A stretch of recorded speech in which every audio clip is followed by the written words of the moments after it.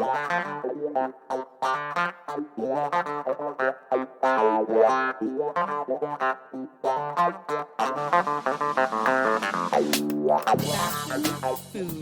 film, and music. Some of our greatest loves in life. Welcome to Seems to Me with your co-hosts, Cibeline Sariano and Steve Ricardo. Hey, how you doing? How was your weekend, Steve?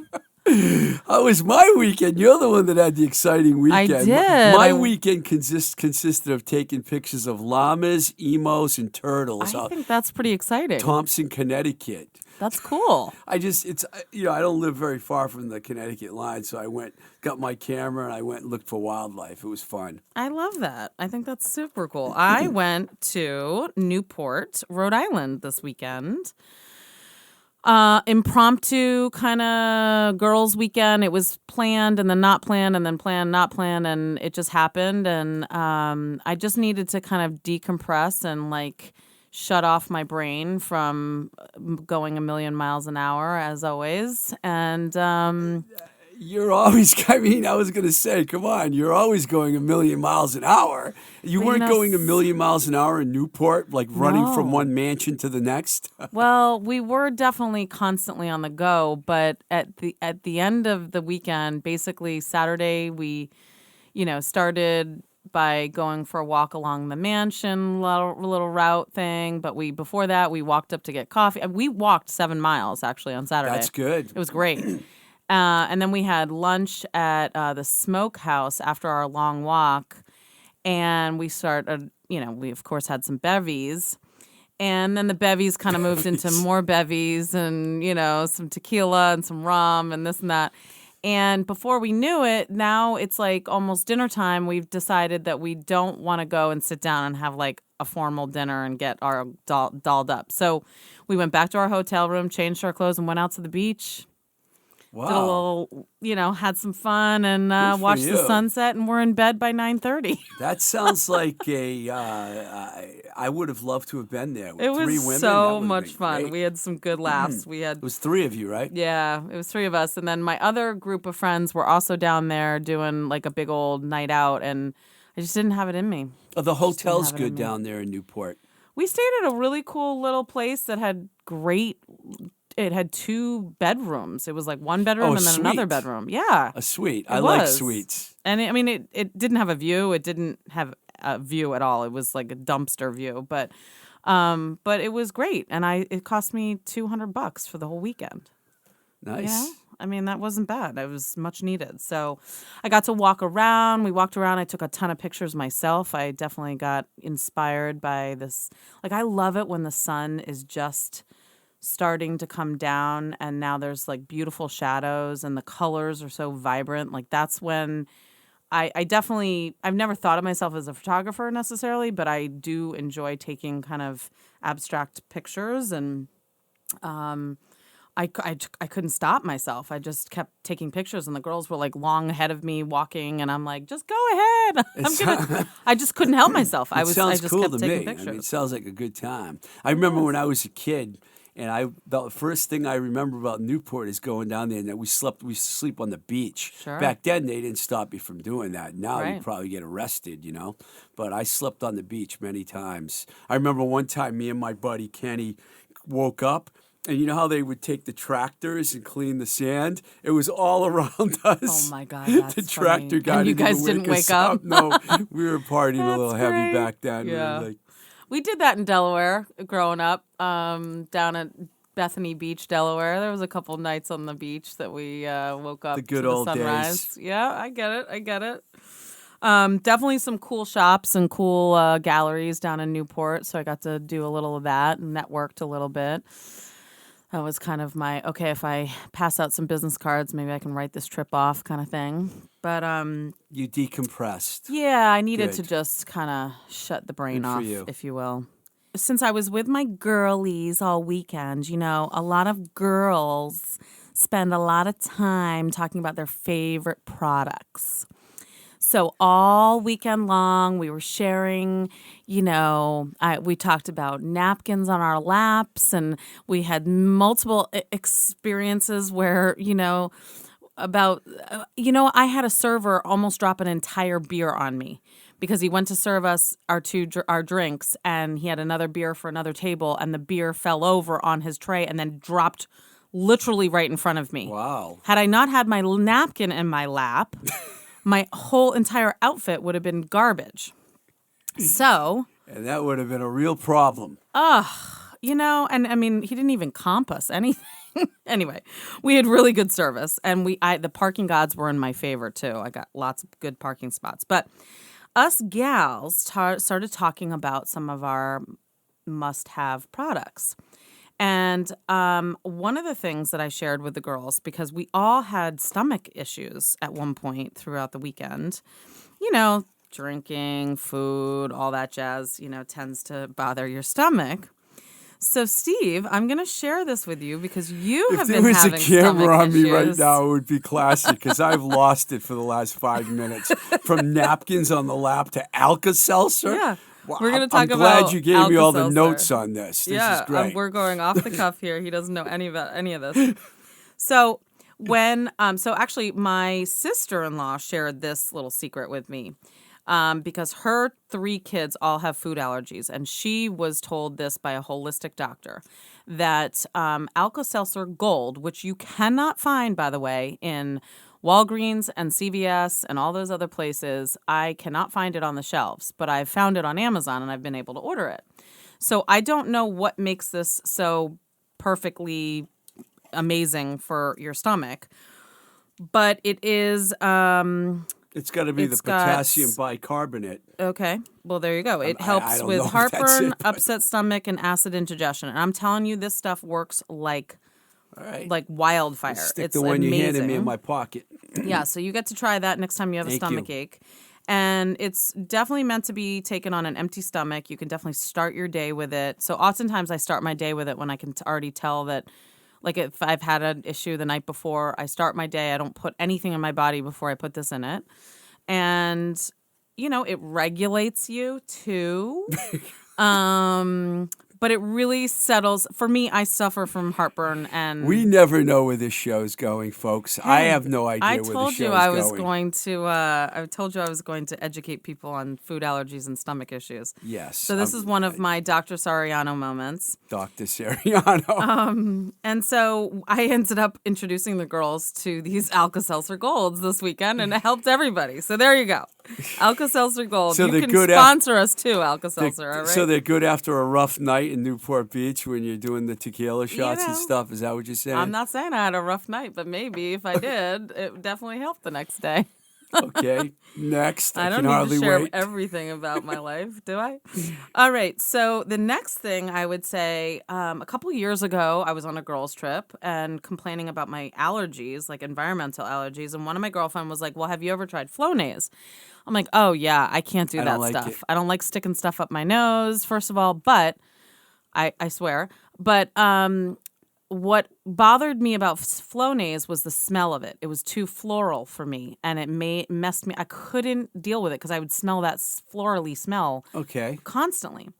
So I went into the drugstore, and I was like, okay, so does Flonase come without smell?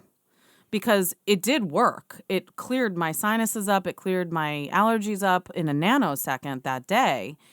And I had felt like garbage for weeks because right now with the pollen and everything, I mean, pollen definitely right this time, and also ragweed season, which is in August, is my worst time for environmental allergies. So I went in, and sure enough, Flonase comes scent-free.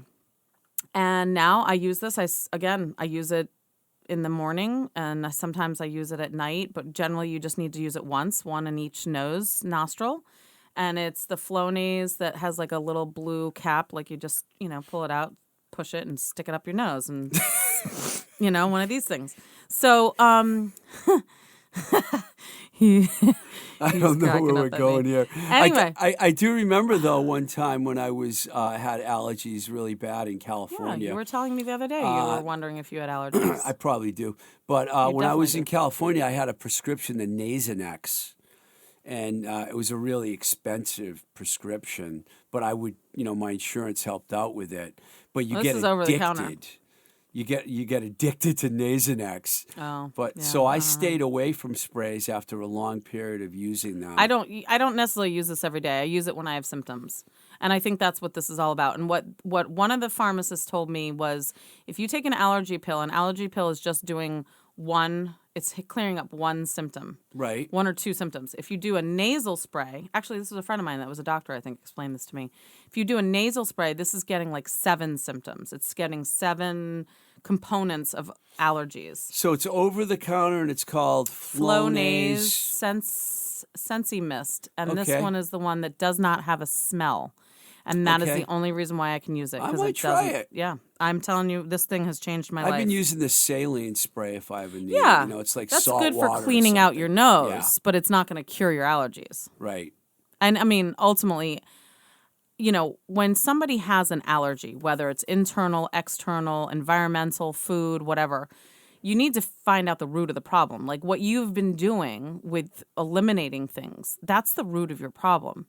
And so oftentimes food triggers environmental allergies. So I was told by an allergist, because I've been to a lot of them, like honeydew melon cross-pollinates somehow with ragweed. And so I had to eliminate chamomile and also honeydew, all the melons, because that was triggering. Watermelon too? Not watermelon. No, there's something about cantaloupe and honeydew that are in the same family as some of those other like allergens out there. Can I just say it's a pleasure being here with you, Dr. Seriano, with Thank all you. this valuable information. I'm sharing Thank valuable you. information. I can't wait to hear And then we're what's going to talk next. about Queen's Gambit Oh, today. I'm very excited about that. We're going to talk about a new restaurant I tried over the weekend. But I'm going to give you 1 or 2 more little fashion tidbits. Of course you are. So one thing I just kind of discovered, I would say in the last couple months, is this product Clarins, and it's Parisian company, of course, and they're 100% organic plant-based, and it's called Blue Orchid Treatment Oil. And so what I have found in my years of using skin products as a female, that I generally do better if it's just like one ingredient. So we talked about coconut oil recently, and I was using coconut oil as my skincare. And when I was pregnant, I didn't want to put any like weird shit on my body because I knew it was going right to the baby. And so I started using coconut oil for my, moisturizer. And I mean, the holistic world totally, says that's okay. But you want to make sure you used unrefined, not refined, right? I use You know that? unrefined coconut oil. Because that's going to be the stuff that they're not processing. And so in that same kind of idea, that same token, I mean, I was literally putting coconut oil on my face. I mean, I'm not afraid to put oil on my face, whereas I think some people are like, oh my God, I would never put oil on my face because I'll break out.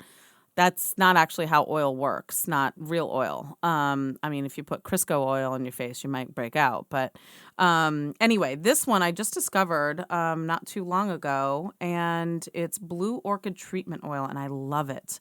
I put it on my face after I get out of the shower. I put it on my hands, and so far, so good. I just started using it in the last couple months. I feel like my skin looks good. You have fabulous skin, by the way, if Oh. I might say so. Oh, really? Yes, Thank you do. You always have.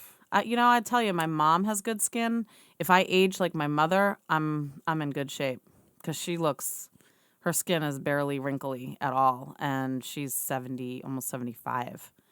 So I take sun though. I will say I take sun, and I like sun. You and look like you've got some sun. Yeah. Yes. I was in the sun all weekend. You not were. not sunbathing, but we were walking around, and the sun was hitting At the our beach. faces, and I got some sun on my hands. And so anyway, those are my little fashion tidbits. I'll save a couple Yay. more for next week. I'd like to talk about this cool little restaurant that I went to. I mean, obviously we had some great meals down in Newport, but we're not living in that area. So I was at the gallery. Actually, I came back up to go to work for Sunday at the gallery. Cibeline, the gallery? Yes, so Cibeline, the art gallery. The art gallery. Yes. And actually, I'm almost in between shows now. Now we're just about to take down Crowd Me, I'm Alone, which was my first exhibit of my father's work. We put up something called the Mother Figure, which is my mother's work and my father's work that's geared towards the women in my life, the mothers in my life, I should say, his mothers, his women, and then my mother herself. And I'm about to put up the bicycle series, and it's called The Cycle of the Bicycle. And it's going to hit the, airwaves, if you will. We will be up and ready to show for June 4th, which is my big grand opening. And we just nailed a musician for the grand opening, right? Yes. So we will have June 4th will be my grand opening Friday night, first Friday of June from 5 to 9. And it will be the Cycle of the Bicycle, which are all these abstract, funky, cool, colorful bicycles. And we're going to have live music by... Well, there's this group called Vintage String. Love and that they can name. perform as solo, duet, triplets, trio. Trio. Well, God, I've been in the music business my whole life, and I don't know what a trio is. Oh, man, I that's forgot all about right. Cream there for a second. And they're going to do a solo thing, and they're going to play all kinds of violin. She's going to play all kinds of violin music. They didn't tell me which one it is, but I do know that it's happening. In fact, I have an agreement here that I have to show you. Yes. That we Yes, will do. we'll- So there will be live music from 5:30 to 8:30 at the art show. Mm-hmm. And it worked with I almost said the violent cat. The violin cat. The lovely, Violin beautiful, cat. sweet violin cat. Yeah. She's got such a good I keep trying demeanor. to change her name. And so we got the music covered. See, you asked me to help you with the music, and I got you the music. You did. You nailed So we it. got it I'm covered. super excited, and I really appreciate that, Steve. 'cause June It 4th. makes it, to me, I needed a violinist. Like, I needed the violin for this. I got to tell you, I tried everywhere to I find a know. cello player. What was and I so could hard not. about I that? can't find. If there's any celloists out there listening, please Yeah. get in touch with me. Get in because I touch need with Twisted I need Rico Management. twistedrico@gmail.com or even at seems to me CSSR at gmail.com. Right. And because we're going to be doing. You want me to help you in the future with more of these. Well, so you said you would, and I'm love- super excited about that. And I love that you want background music at your events. I think it's fantastic. And not only do I want background music at my events, I want to host music shows. in my space. I have 1,500 square foot gallery that just because there's art on the walls doesn't mean that's all it has We're to going be. to rock that joint. We are out. going to rock We're gonna that rock mother it. out. Yeah, we're going to rock it out. I want to, Steve. I really do. Well, I'm we so will. excited to do it.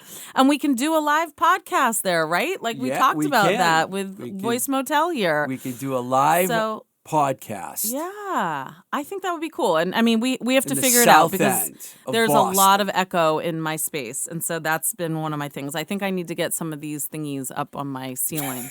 The thing. Those We'll get thingies. What are those everyone out thingies? there, save your eggshell crates and send them to us, and we'll have Is that what they're eggshell- called? Well, Eggshell I've seen crates? people do that before with eggshell crates. Is that but what this they're looks called? like foam rubber of some. But sort. but that's it was made for like it was made for packing stuff that was super, fragile. But Eventually, we're going to have to get our engineer, Mike Nash, on a microphone during the show. So when we ask questions like this, he can answer Yes. for us. And he can, he sometimes passes us he notes. can so- participate if he would like. Exactly. I have no problem with that. And Mike showed up in purple today. I like it. Okay, so I wanted to talk about Atlantico. Atlantico is a restaurant that is just 3 blocks down from my art gallery on Harrison Avenue. And apparently they're new. I had heard somebody came into the gallery and actually told me about it. And one of the gals that works with me asked me what I was doing last night. And I was like, well, I don't have any plans. Let's go. She's like, Let's "You go to wanna Atlantico. Well, we were going to go to Brasserie, which is the other place that just opened up. There's 2 new restaurants.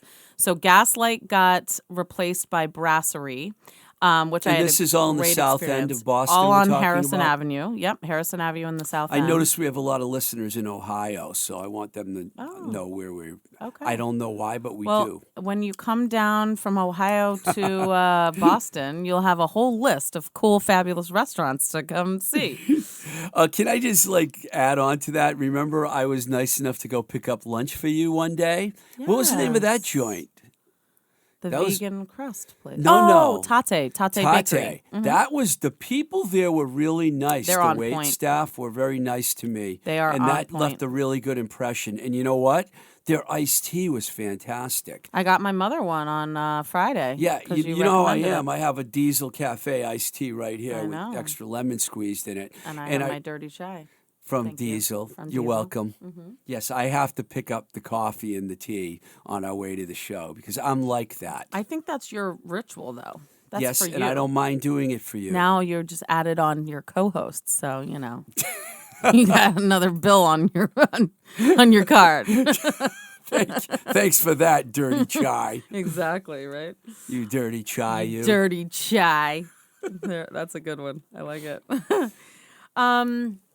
Okay, so this restaurant that I Atlantico. discovered by accident yesterday, Atlantico, which is odd because I was saying it doesn't really sound like a Spanish tapas place, does it? Like that means nothing to me as far as Spanish food. It's like a seafood place. I would have thought it would have been like Atlantico. like a normal, like a Boston seafood joint. Boston seafood joint. Exactly. Like let's go get some lobster rolls and clam chowder.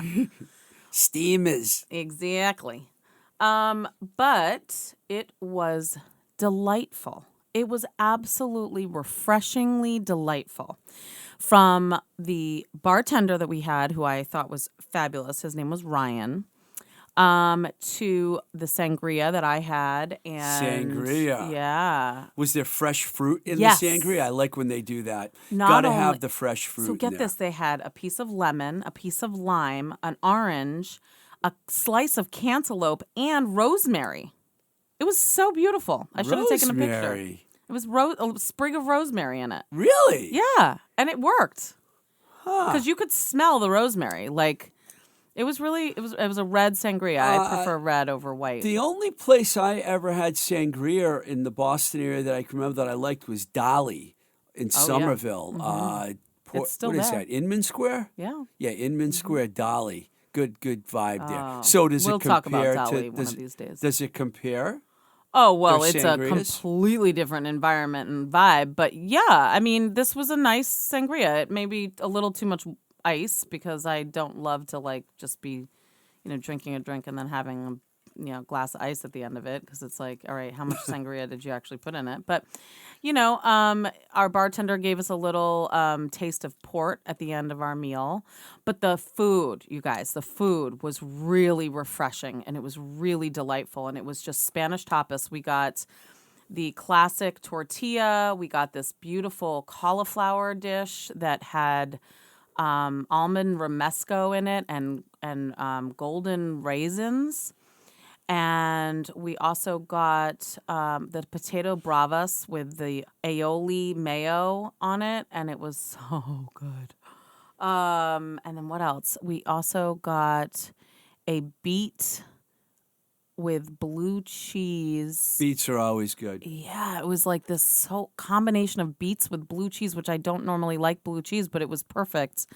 I'm trying to remember what else was on that. Well, you're remembering. I could tell everyone they're at 600 Harrison Ave. Thank you, Steve. In the South End. Perfect. And they have a website, atlanticoboston.com. Thank you. And the photos of the food have me wanting to head down there right now. We ate all vegetarian and we ate all gluten-free. Yeah, I mean, Spanish is great that way. You can definitely hit it up with, you don't have to eat pork. If you don't eat pork, you can, easily have vegetarian, which the gal that I was with is vegetarian. So I just went all vegetarian with her. We got the tortilla española, which they call the Classico tortilla. They get all 5-star reviews, by the way. I got to tell you, I'm looking they at their deserve them. reviews. They absolutely deserve They're them. like a 5-star restaurant. And guess what? They just got open on April 1st. I got open on April 2nd. They got open on April 1st. So we are like, I talked to them about doing some sort of collaboration. This bartender Ryan would like to come in and maybe do a wine tasting at my gallery. I rubbed some elbows. You got to know the people. bartender. Yeah. You got to know the bartender. And he gave me the manager's card. And so, it's all about collaborating in our neighborhood, and We like collabs. yeah, I've always been a collab. Long before it was a term, I was a collaborator. You collaborated with Twisted Rico Management, and I that's sure how we did. started working together. Sure did. Designing clothes for LEV from the Charms. I did. Absolutely. That was a good collab. It sure was. It sure was. And it got my designs up on a rock stage. That was pretty epic. Yeah, it was. Twice, I actually. saw. I thought it was going to keep happening, and maybe it will still. LEV probably walks around with your designs right now in Newburyport. Newburyport, yeah. Newport. I need to get to know that area. Oh, I love it I up would there. love to just chill out for a weekend in There's Newburyport. some restaurants up there. I know. But it's hard not to eat seafood when you're in Newburyport. Well, I love seafood. Yeah. I mean, I'm all about eating seafood. I just didn't eat any meat or seafood with this person because she was a vegetarian. But one last thing I want to say about Atlantico that I adore is they have some cool art on their walls and the I love decor. art. I know we both love art, right? But the decor of this restaurant is really cool. It's clean. It's refreshing, as I said. It's got like golds and beautiful white subway tiles in the bathroom. The bathrooms, I had to go into each bathroom because I wanted to see how they decorated it. We're talking about bathrooms in restaurants now. Yeah. You Fabulous. gotta understand the things that I That get go on in excited your head. about. I'm not sure Yeah. I'll ever understand that. Exactly. I am noticing your new nail polish right now, though. That's really good. You had the yellow, mellow yellow. Now you've gone orange on me. I did. I went orange with sparkle, and it's ombre. I like it. Thank you. I know. He does I know notice things, I know ladies. you would rather talk about you're letting the ladies know that I'm noticing things. Yes, Thank he you. does notice things. He's a very good noticer of things. And your eyebrows look fabulous today. They Have I do? said fabulous too many times in this I show? didn't even Fabulous. put my face on today. Today we're behind the scenes, so I don't have my face on. Are we going to talk about what I've been Yeah, waiting to talk so about? okay, without any further ado, one of the best shows on Netflix, The Queen's Gambit. Yes. You Take it told from me to here. watch it. Yes. You told me to watch I did. Well, on one of our podcasts. I'm just going to steal IMDb's description because I Oh, think it good sums one. it all Okay. up. Orphaned at the tender age of 9, prodigious introvert Beth Harmon discovers and masters the game of chess in the 1960s USA, but child stardom comes at a price. Came at a high price. Ooh, I'm not a yeah. really big chess fan, by the way, and I don't know much about it. I think I played a few times. But anyone that's not watching the show because they don't think they like chess, don't let that stop you from watching this It's show. so much more than It's the only chess. one season, and we'll talk about whether there should be a season 2 later. But Anya Taylor-Joy is the star. I know you love her, I didn't know anything about her until this show. but now you love her. I do. I think she is a phenomenal actress. I don't know if this show got nominated for anything. If it didn't, it must should. have. I mean, I'll tell you, for me, the fashion, how it's filmed. I too am not really a chess person. I've always been fascinated by the game of chess and the strategy of it all. And again, that goes back to like card games and all of that strategy stuff. But I mean, I think this show is one of the best shows that's come out in years. I'd watch it again in a heartbeat because I feel like there's so much more I could have picked up on. But I love the relationship she has with the janitor of the... He taught her how to play chess. Yeah, I mean, he's like, you see this relationship between this 9-year-old little girl and the janitor of her orphanage, and how she's not allowed, she's like breaking the rules to go down in the basement to learn chess. And you're always worried, like, oh my God, is he going to be a child molester? And he never is, and he never does any of that creepy stuff. And he just takes her under his wing, and he's hard, he's rough with her as far as like, mental stuff. But like, he teaches her the game of chess. And it's just so fascinating to watch her learn the game of chess, and then, she clearly is just I hate the word, use the word idiot savant, but she's just like this genius when it comes to chess, right? I mean, and she then becomes the world champion. Right. That's what makes the story so amazing. It's in a world of men. All men. Some of the guys in the show, the guy that played Benny, Thomas Brody Sangster, he was the U.S. champion, and he beat her the first time, but the second time she beat him. And they have this long relationship I love they that. ended up becoming they had this love-hate kind of relationship, but it was mostly love. And then Towns was her real love. He was another chess player. So she has all these men in her, but young what was men. so interesting about that relationship, though, is in the end you find out he's gay. Yeah, oh, yeah, right. Yeah. But you do. The whole time you think, oh, my God, is she ever going to end up with Towns? Yeah, and he's gay. Yeah, and then she discovers he's gay, and or you discover as the audience that he's gay, and then, I think they still got together, though, didn't they? I don't know. He was, obsessed with her, but, maybe he was bisexual. Who knows? But, I thought that relationship between the two of them was you just wanted them to get together through the whole. The real love show. story was the love story of her and chess. Chess, absolutely. So they didn't really elaborate too much. I mean, she did. Well, there's a lot of innuendos, if you ask me. Yeah, a lot. But I mean, so I'm gonna just talk about her fashion in this too. Great. I mean, ladies and gentlemen who appreciate fashion, this show just purely on how everybody was dressed, and especially that era. I love anything late to 60s. do with the yeah, 60s. It was a period 50s piece. into the 60s, right? Yeah. But the woman and her house coat, and then her mother and all her outfits as she gets,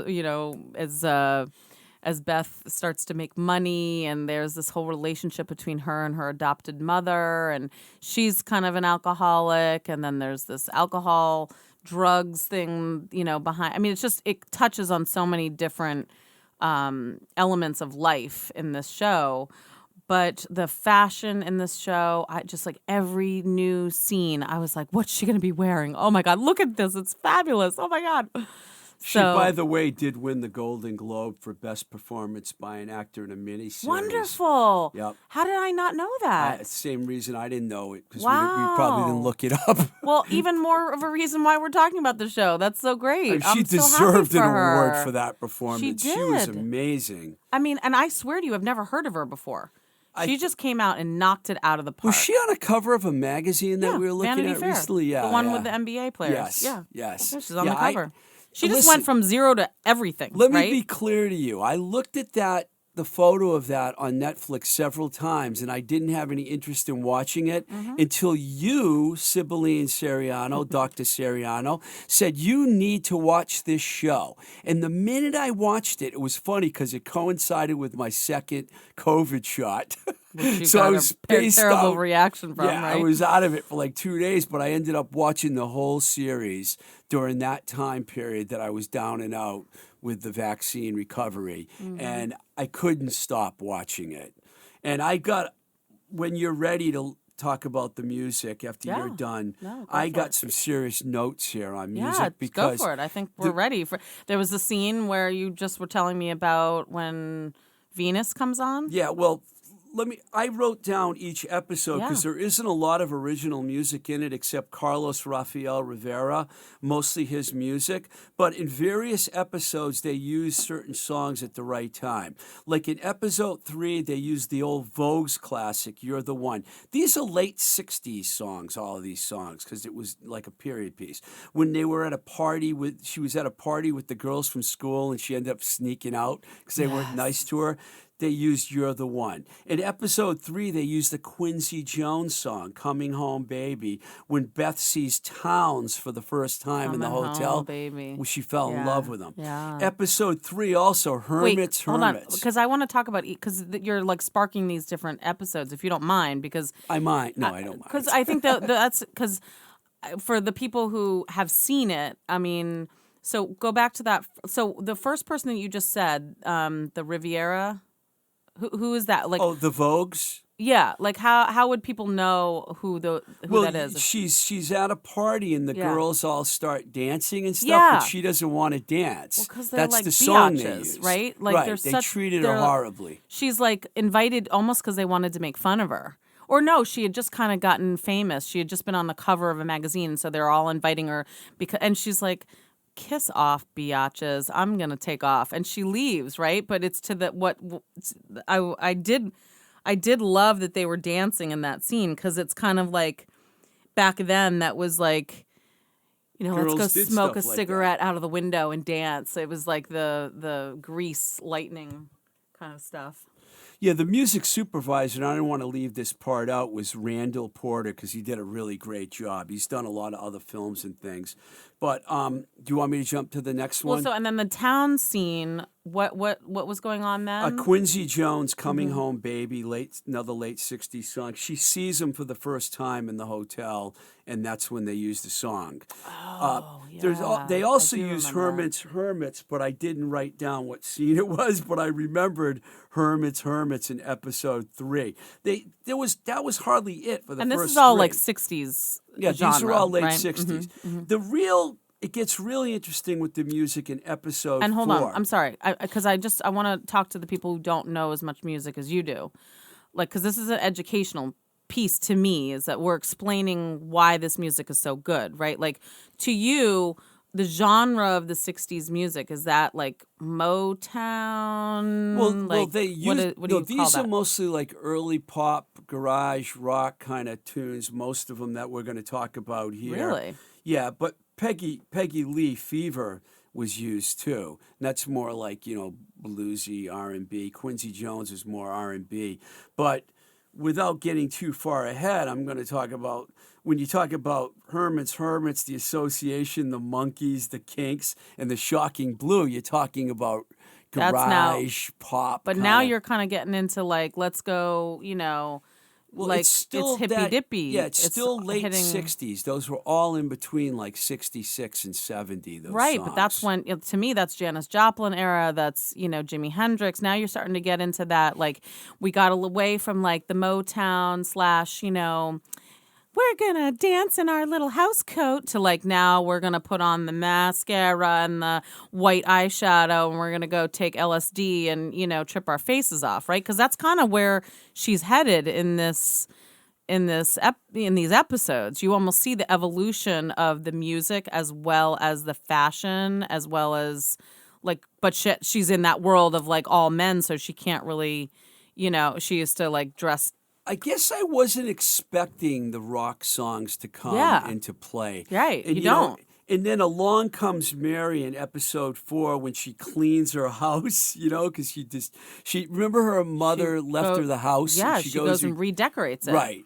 With that Along gorgeous comes velvet Mary, couch. Yeah. the Association, which is a famous song. It was a big And what's hit. it famous for? Like why? I don't know it. Well, so. I mean, the only way Along Comes Mary, woo! You don't remember that song? I think I would if I heard it, but it doesn't. It was a big hit. Okay, is what I'm saying. It's famous for. It was a hit song. In the late '60s. I'm a big fan of the Association. They also had Never My Love, Windy. They had a lot of really great They came from that Laurel Canyon scene with the Byrds and the Mamas and the Papas and the Beach Boys from like 66 to 68, 69.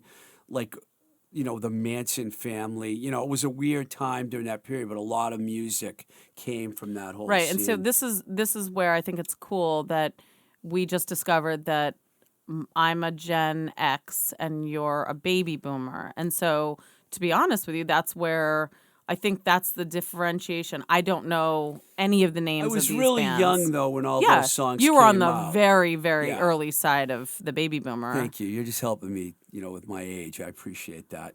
You're the beginning of the baby boomer. Because I would have classified you as a Gen X. The 70s for sure. are my favorite music era, but the 60s are my second favorite, if that makes any sense. Well, I was obsessed with Marilyn Monroe and James Dean. Like, I loved all those 60s, even like Dirty Dancing soundtrack. I think that was like took place in the 60s. Like I know every word to that entire album, but that's what because I associate just movies, right? Movies and soundtracks to knowing any of that music, right? Well, the music supervisor did a great job because there's a couple more I wanted to mention. Yeah. In episode 5, the Monkees, I'm Not Your Stepping Stone is like great. She had just like had an all-nighter with like some people and she's at some guy's house, right? No, this is actually Oh. when she was in the dorm in Kentucky. The chess tournament, she stayed in the dorm and she was walking by and the music's blaring out of one of the rooms. And it was I'm Not Your Stepping Stone, which is like probably the Monkees' most famous song, one of them. And then in I think episode... it's that other one that I know, but...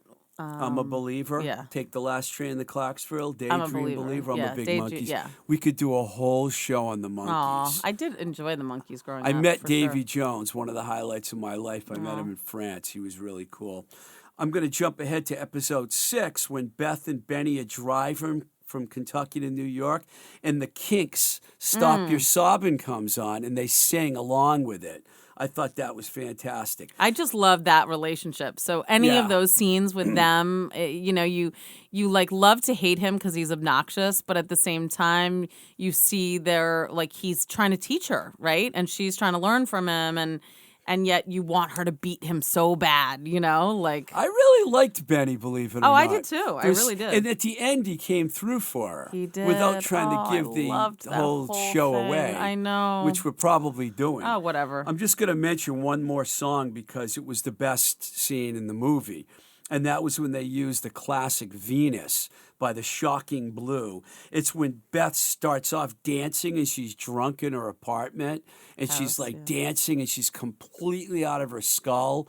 And then, it segues into all these other things where she's carrying her garbage out and her neighbor looks at her and she's basically going on this downward spiral. She clearly is battling with addiction, and she was given tranquilizers. Those blue pills. Tranquilizers as a kid in the orphanage just to keep her. All the kids were given tranquilizers to keep them Disturbing.